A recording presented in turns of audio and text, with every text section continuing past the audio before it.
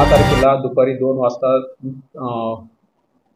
आरोपी नरेश शंभू भगत व त्याचा मित्र सुशांत असे दुपारी 10 तारखेला 2 वाजता भेटले. 2 नंतर ते दारू पिले. दारू पिल्यानंतर ते त्याच्या नरेशच्या घरी राहिले. घरी राहिल्यानंतर